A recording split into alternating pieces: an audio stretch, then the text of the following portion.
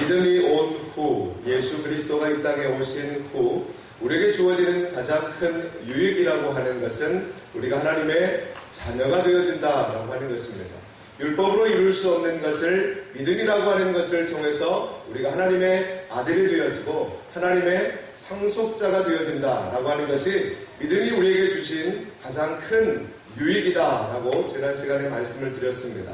근데 그 유익이라고 하는 것, 하나님의 자녀가 된다라고 하는 것은 어떤 것인가?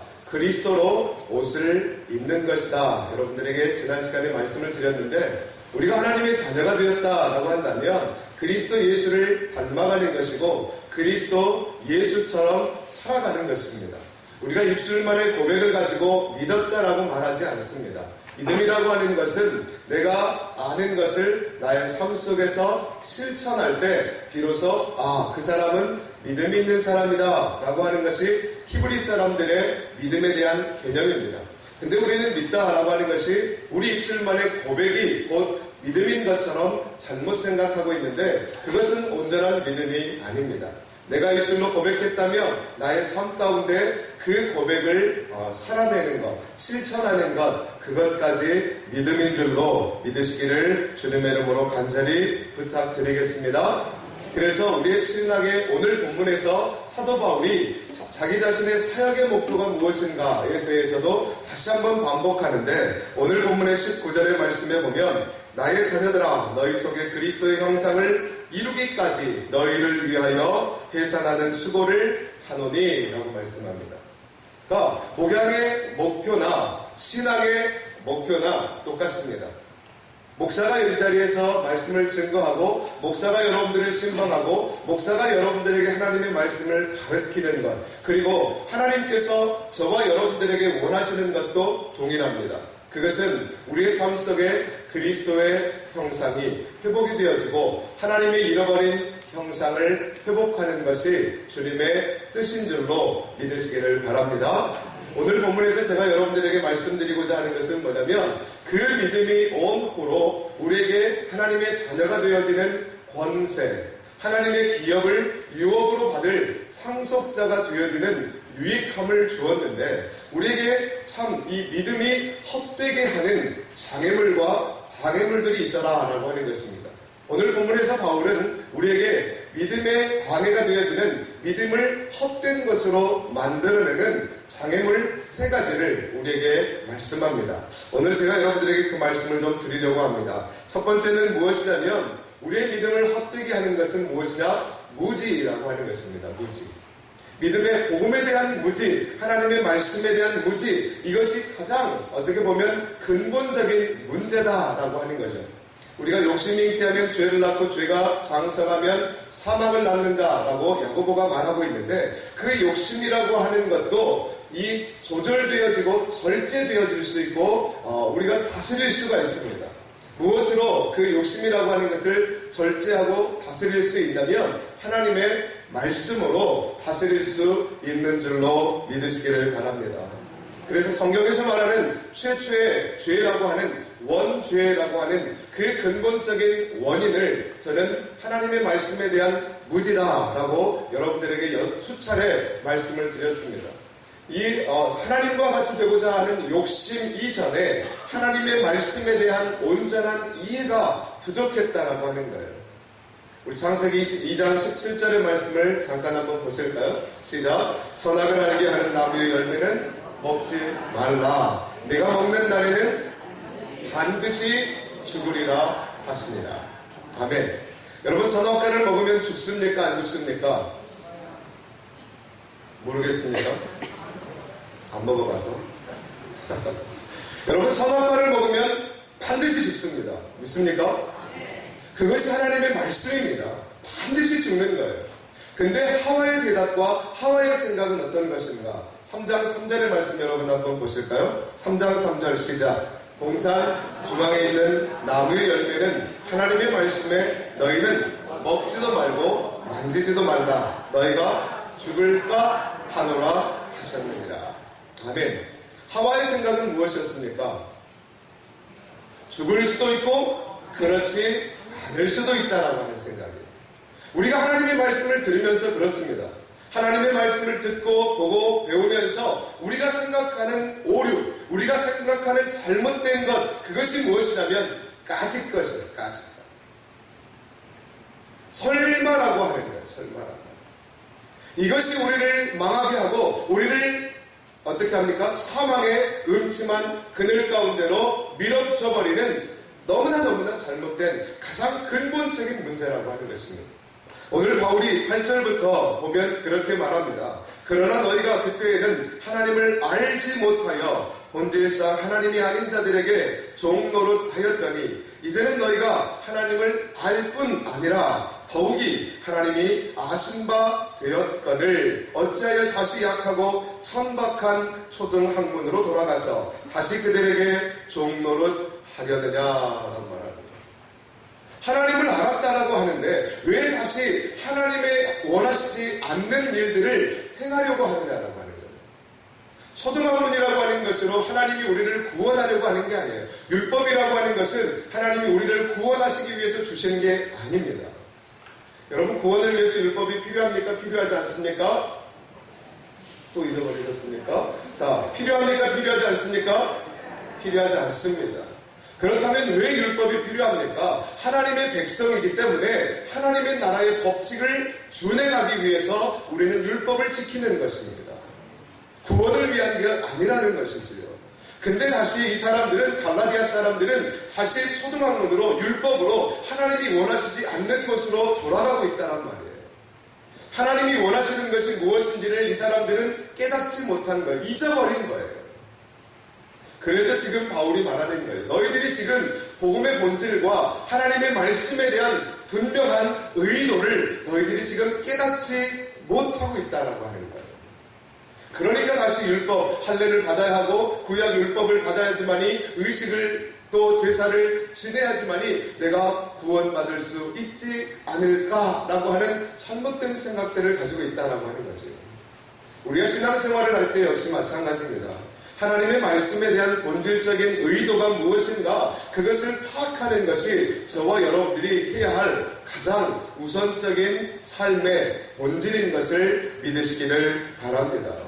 그래서 여러분, 우리가 하나님께서 말씀하실 때 귀 있는 자는 들을지어다 라고 말씀하잖아요.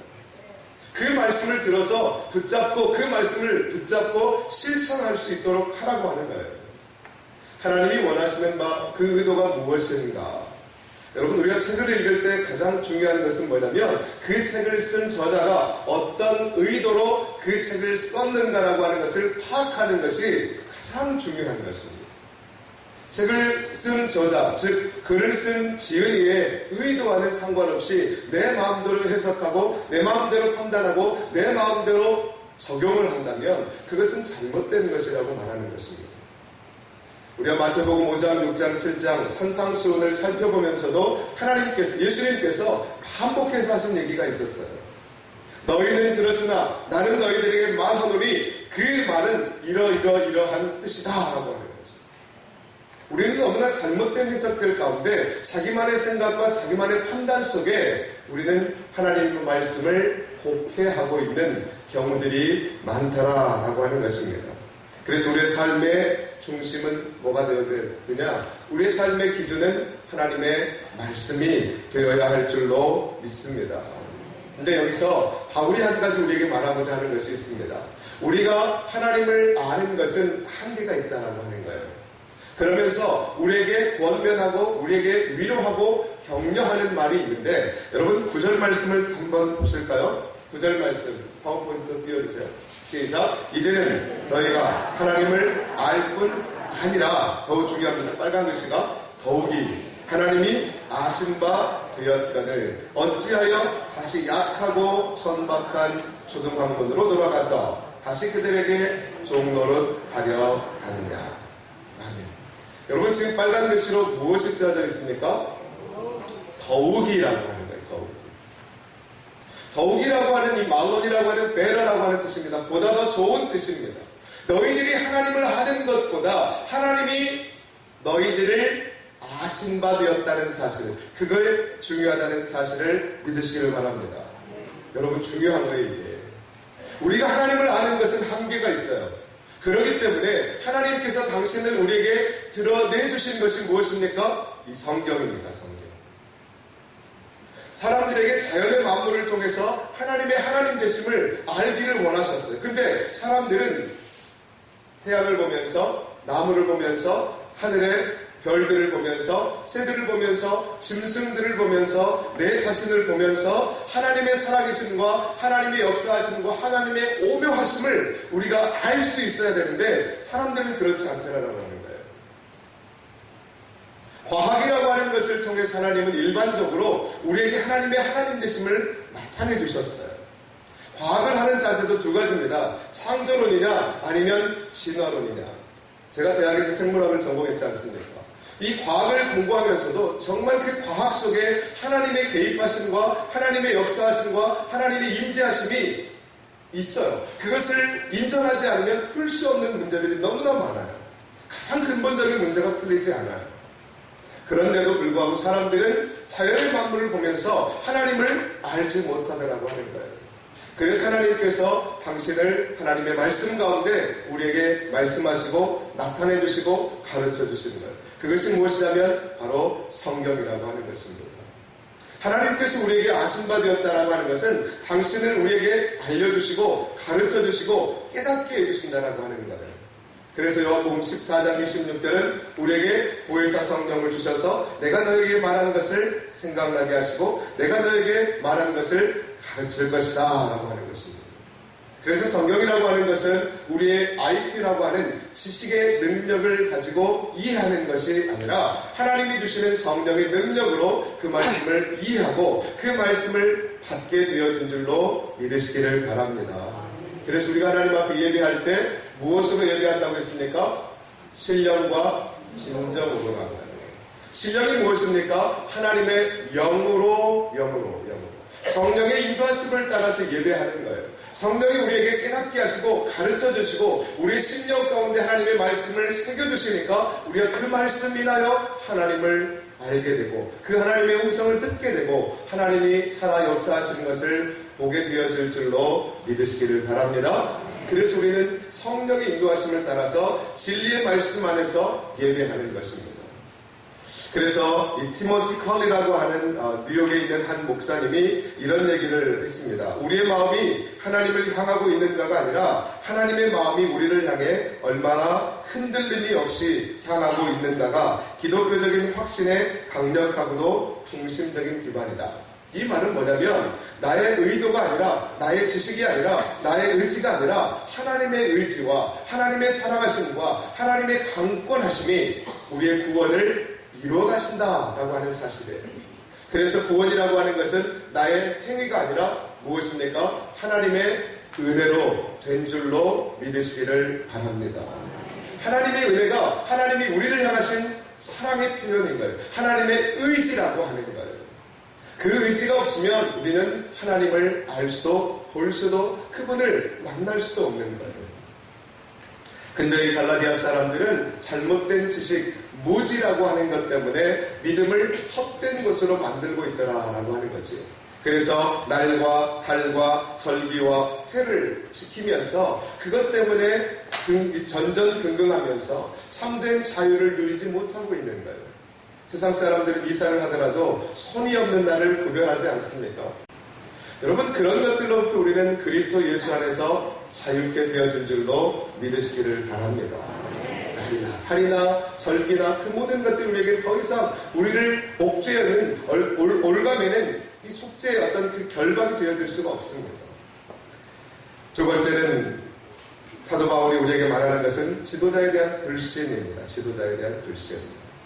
여러분, 오늘 본문의 말씀에 보면 15절과 14절과 16절의 말씀에 보면 이렇게 이야기합니다. 여러분 한번 보실까요? 너희를 시험하는 것이 내 육체에 있으되 이것은 너희가 업신여기지도 아니하며 버리지도 아니하고 오직 나를 하나님의 천사와 같이 또는 그리스도 예수와 같이 영접했다.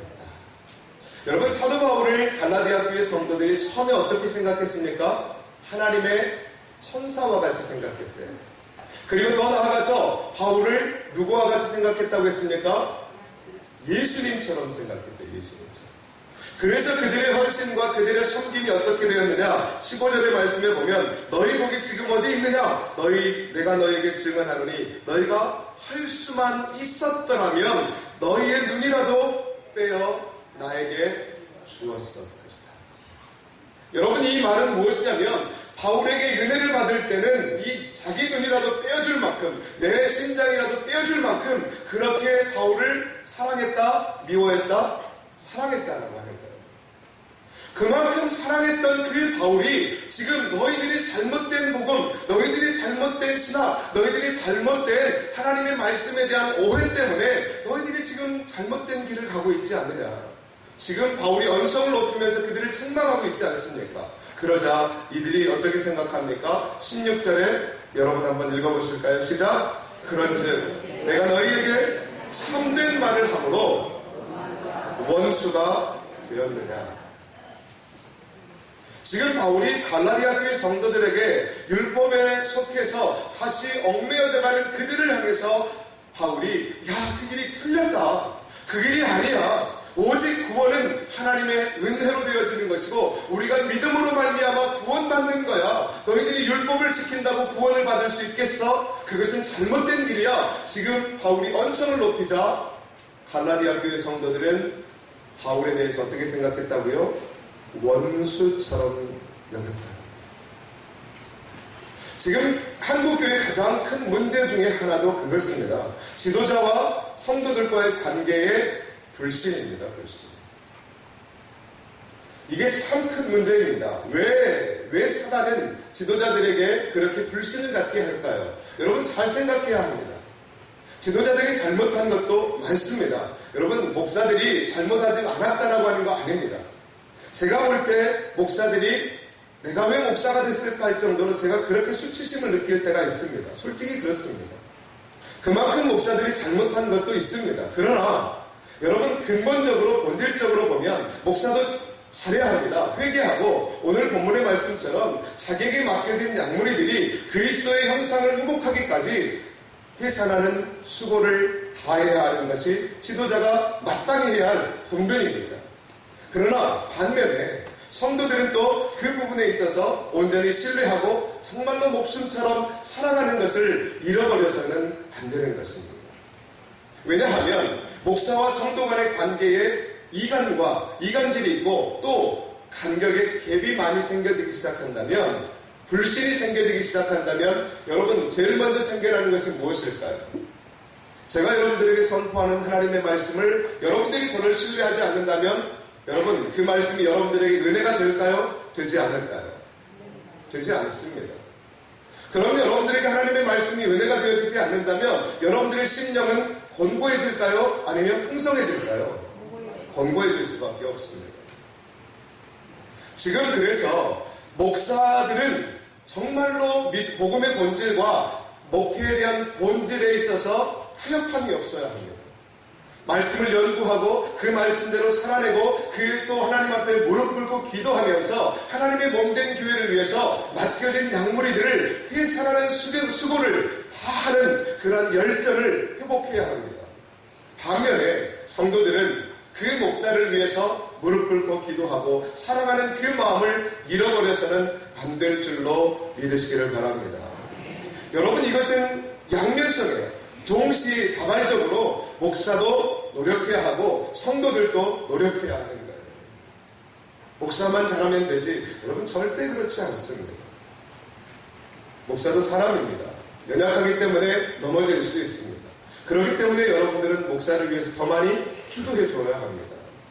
목사가 더 열심히 연구할 수 있고 더 많은 유혹과 미혹에 빠지지 않도록 성령 하나님 보호하시고 인도하시고 주장하셔서 우리 목사님이 다른 어떤 것에 미혹되어지지 않고 하나님의 말씀에 붙잡힌 바 되어지고 성령 하나님의 통치하심과 다스림을 통해서 주의 존귀하신 살아계신 말씀, 능력의 말씀만이 선포되어질 수 있게 하여 주옵소서.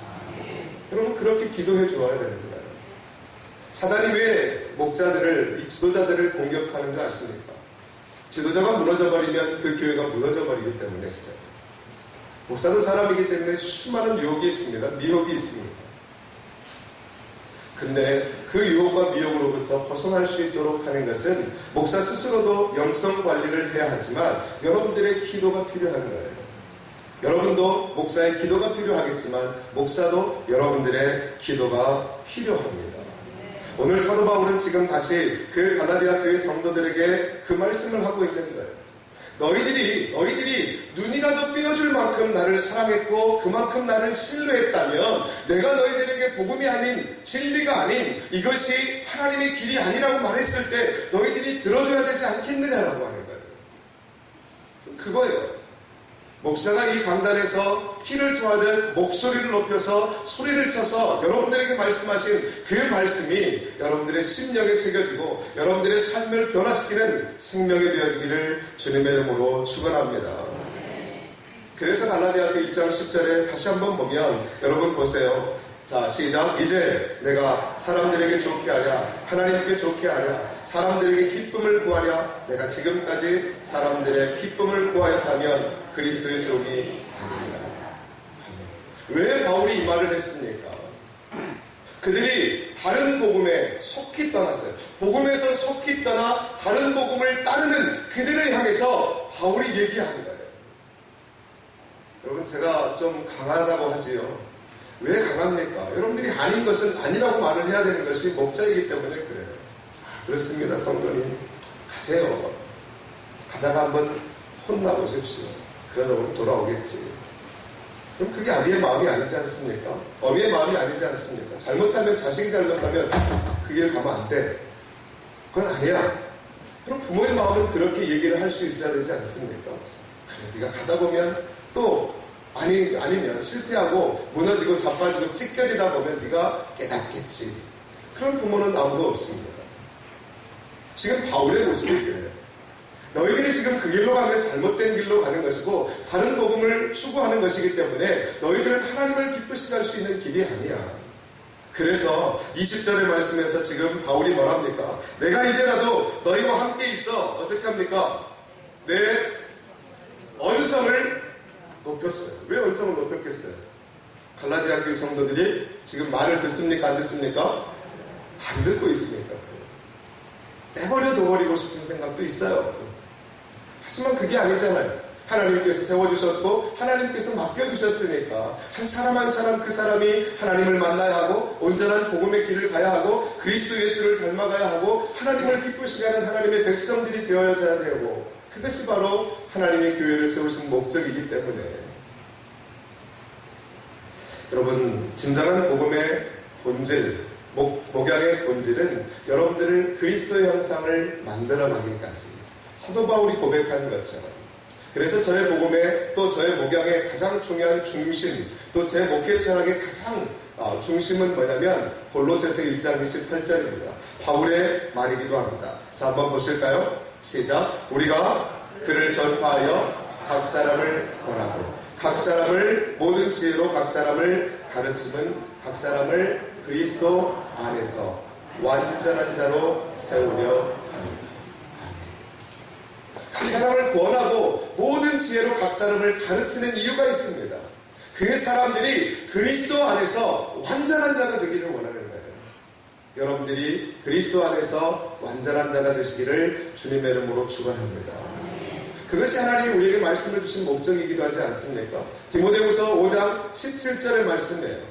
하나님이 말씀을 주시는 이유는 뭡니까? 너희로 온전케 하고 모든 선한 일에 온전케 하려 합니다. 그것이 하나님의 말씀을 우리에게 주신 목적이란 말입니다. 여러분들이 온전해지기를 원하는 것이 주님의 뜻인 줄로 믿으시기를 바랍니다.